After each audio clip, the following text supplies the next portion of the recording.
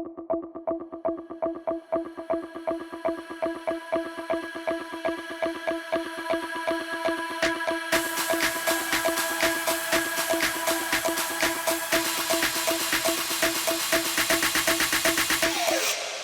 my name is Robert. We're here at CES 2022 and have the distinct pleasure of sitting down at the Uniden America booth. They're showing at CES, and I'm sitting across from Kent, who is head of product development for Uniden America. So it's going to be an exciting year. I know we've all been probably stressed out with the pandemic. It's been a tough 2 years, but it's great to see returning this new year, and Uniden's coming out swinging with some incredible products. You may have read some of my reviews. Did an Uniden R4, which we're going to be talking about shortly, and then the R8.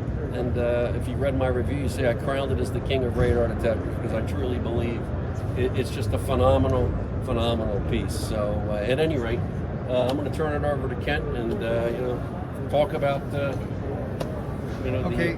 Well, our goal here was to improve the performance over the current R3 and R7 models. So what we did is we redesigned the radar platform and added 2 LNAs. Those are low noise amplifiers and increased the range, sensitivity, and it helped reduce falsing. So basically with the R4 and the R8, we're seeing around 20-25% increase in range over our current R3 and R7 models, and that was, we're pretty happy with that. We're always pushing for more, but we've also added Bluetooth to the R4 and R8 this year. We're working on an app. We should have that out soon. We've added remote keypad capability, so you can plug into the cigarette lighter adapter and have a remote keypad, so you can access your menus without having to lean forward and make the adjustments on the radar detector itself. We also added a port on the side for a laser jammer. It'll support something we have in development now, be available later. We're working on to make sure it jams the Dragon Eye and others, the RLR and others. So we're competitive in that area. So we've moved the R8. We've moved the buttons from the side to the front. They're backlit now. So that was one of the feedback items we've had when we launched the R7. Definitely. Is it would be a lot better to have them on the front. We totally agreed with that, and we made that happen in this new model. Totally different platform design. We've updated our website, so when you get firmware releases, you no longer have to go hunt and save out the file and fire up the updater program.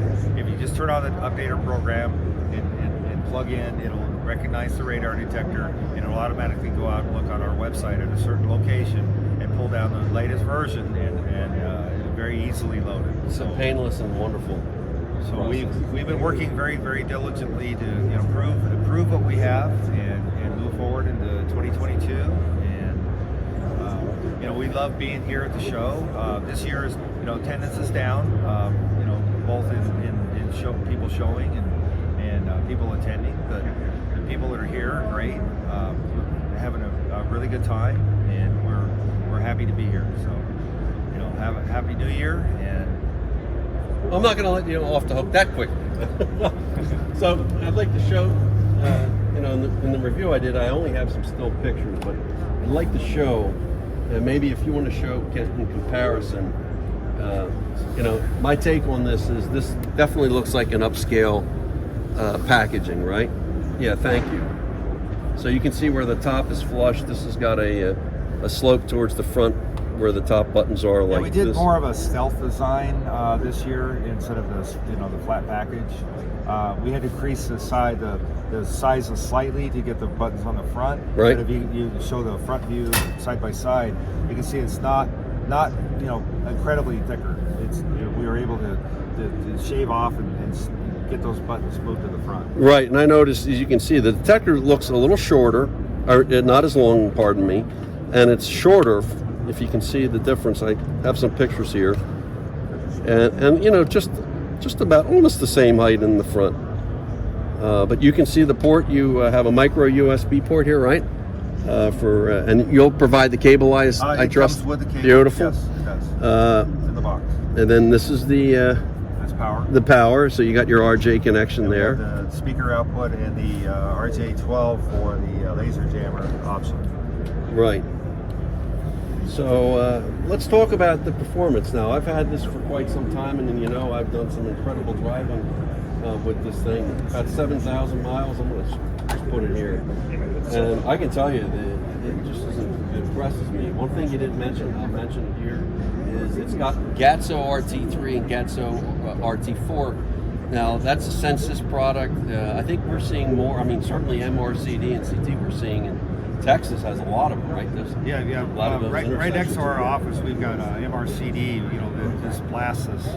You know, and we've got locations like in maybe Edmonton, Canada, that is very low power MRCD. So we've been working with beta testers and working on our sensitivity on MRCD. So now we think we're doing really well with both the strong signal and the weaker signal. Yeah, they're rock solid.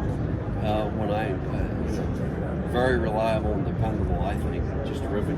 And you mentioned Edmonton, isn't it in that west part that you have an extended range now, right? Which is beyond, I think the FCC is at 24,050 or something like that. Or but you go down, is it 23,950? Yeah, we've adjusted our range on the detector, so we start at a lower frequency and now go shifted down a little bit. And you can pick up some of those lower frequency radars, right? Yes. Anyway, we haven't come across. A couple of years ago, we did something in Hollywood. They had a couple of GATSO RT4 systems. I think they told me they were decommissioned, so we're not going to drive over there again. But we happened to, in one of our cross-country trips, hit a speed camera like that in Iowa. And so we're going to be making our way, probably when it's warmer. We stay away from that northern track when we cross the country.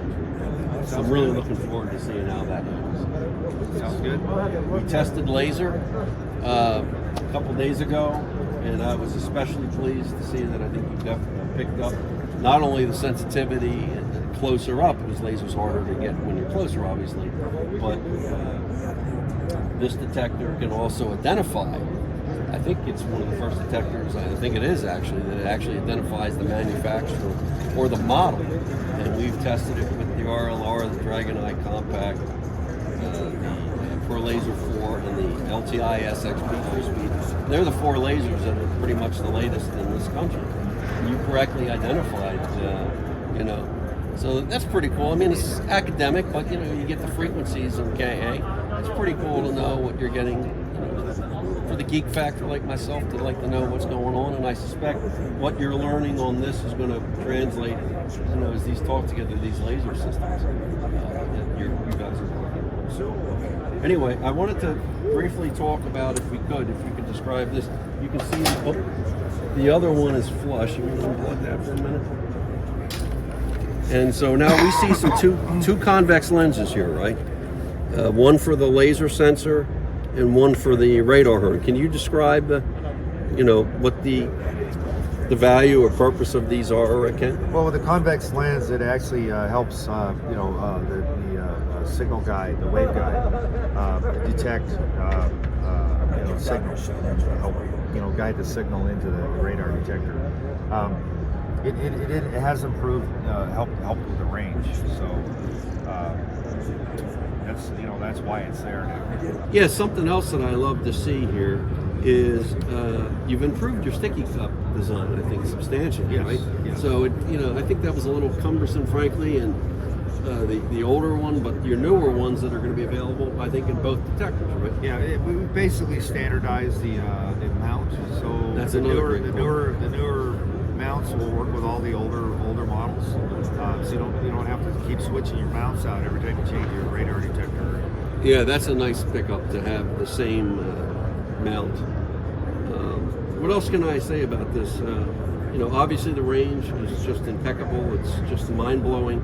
I love the way the sound is. I think this is probably one of the best detectors in my mind, with not only volume capability, but tonal selection. Yes. You know, you give like I think 12 different audio tones that an individual can assign to each band, and I have my preference. I publish it out in the review, and it makes, you know, for very quick determination of what you're getting hit with even before you have to look. And so it's adjustable. Great feedback. They're adjustable. It comes out of the box already pre-assigned, and then you go in there and you can customize it. Pretty much every feature on the radar detector you can completely customize the way you want. The color of the display, the band strength. R8 you can attenuate the rear horn if you don't. That's fabulous. So you're not getting the maybe pulsing from the back or tune it not to get a whole lot of signal from the back if you want to. Right. Yeah, and the arrow transition's terrific. I mean, I'm happy with that. It's terrific. We're gonna just bring up the R4 in comparison to the R3 now. And we did the same thing with between the R3 and the R4. We added the two LNA low noise amplifiers. Right. We've added the convex rear Lens. Right. Right. We've added the Bluetooth for the app. We've added the laser jammer capability to the side. The power cord has the remote keypad option. Mm-hmm. So we tried to, and then also the R4 has increased 20 to 25% increase in range. Yeah, each dB I think technically is about 12.5% increase. So 3 dB is about 40%. 2 dB is about 25-26%. So I notice here, just a question, your laser sensor for the rear is moved to the other side, and it actually looks a bit more substantial. Yeah, it was moved because comparison. we put the extra port on the side, and so the entire platform is new. So we were able to work on things. One thing we did is the R3 had the power port on the driver's side. Basically, if you put it in the windshield, we fixed that situation with the R4 and moved it to the passenger side. Right. So that was initial feedback from the R3 is we put the power cord on the driver's side, right, and people prefer it on the I do too, because when the cable comes off, I don't want something hitting my leg, and sometimes if it drops. So no, definitely a nice improvement. And as you can see, it's just it just looks more upscale. And I love the design where it's sort of. We kind of did a stealth design, kind of the jet fighter stealth design, just subtle, subtle. It's not a huge design change. Right, and this also can detect and identify lasers if you so choose. The RT3 and RT. Yeah, so RT3 and RT4. Right, and then does this model, the R8, has 3 displays now, and I have a picture on the review. Anyway, Q2, I think April time frame is the expectation for the availability of the R8. The R4 RadarBusters is actually already shipping. They got an early allocation, so these are available now. The retail on this puppy I think is $449.95. The R8 I believe is sitting at $699 retail. So compared to other high-end detectors that actually have higher price points, I think it's a fabulous value. And again, this is truly my go-to detector. The R4 was, but when this puppy came out, this is the one I choose to drive with. I mean, it's just not everybody's going to talk about detection range and performance, and that's all well and good. It gets headlines. But I think that one thing I really want to convey is, and it's a reflection of Kent's effort and the team's effort, listening to feedback, beta testers, actually putting these products out in the field and testing them against genuine sources like MRCD and the GATSO, and that pays off. You can see it. It's just not if an option or a feature is here, it is real. It actually is functional, right? And as an overall detector, I think it's just very well balanced, and I really can't think of much to improve it at this point. I mean, maybe some new technology is going to come out, but we will always be improving our products. That's one thing we really focus on, and we want to. We're interested in feedback and any kind of issues. We try to tackle as quickly as we can, and improve our products. Right. All right. Well, Ken, thank you so much for this, and CES. It's just Uniden is just going to continue to rattle and shake this industry. Their presence is felt, right? So thanks for watching, and we'll see you again soon. Thanks. I hope this video was informative to you, and if so, please give us a thumbs up, and be sure to subscribe as we will have more videos coming your way. Also, be sure to visit RadarBusters.com. They have expert support staff that can help you determine what are the best countermeasure solutions for your particular driving circumstances. Thanks for watching, and remember to drive safe, drive smart, but most importantly, drive protected.